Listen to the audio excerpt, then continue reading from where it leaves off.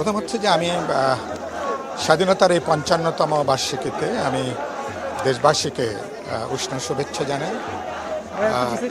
আমি মনে করি যে আমরা বাস্তবে গত ৫৫ বছর আমরা কিন্তু ভোটের অধিকারের জন্য, গণতান্ত্রিক একটা রাষ্ট্রের জন্য লড়তে লড়তে ৫৫ বছর আমরা পার করে ফেলেছি।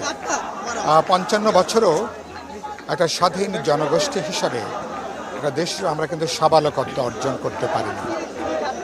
এবং খেয়াল করবেন যে আমরা আমাদের স্বাধীনতা সংগ্রামের যে প্রোক্লামেশন অফ ইন্ডিপেন্ডেন্স, যেটা স্বাধীনতার ঘোষণা, সাম্য, মানবিক মর্যাদা, সামাজিক ন্যায় বিচার, ৫৫ বছরও সেটা আমরা অর্জন করতে পারিনি।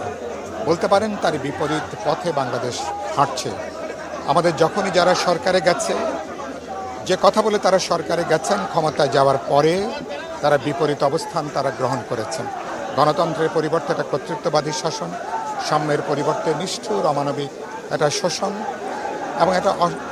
এবং বলতে পারেন যে একটা কর্তৃত্ববাদী শাসন, ফ্যাসিবাদী দুঃশাসন জনগণের বুকের উপরে চাপিয়ে দেওয়া হয়েছিল।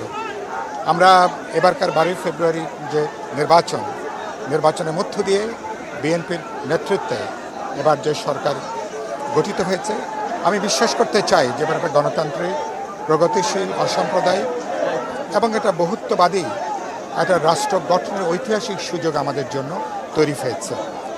এবার বিএনপির চেয়ারপারসন প্রধানমন্ত্রী তারেক রহমানের নেতৃত্বে তিনি যদি এই অসাম্প্রদায়িক, গণতান্ত্রিক, বহুত্ববাদী রাষ্ট্র সমাজের দিকে তিনি এগিয়ে যেতে পারেন, তাহলে মনে করি বাংলাদেশ সামনের পথে হাঁটতে পারবে এবং আমাদের স্বাধীনতার এবারকার যে বার্ষিকী, এই বার্ষিকী পালনটা সার্থক হবে।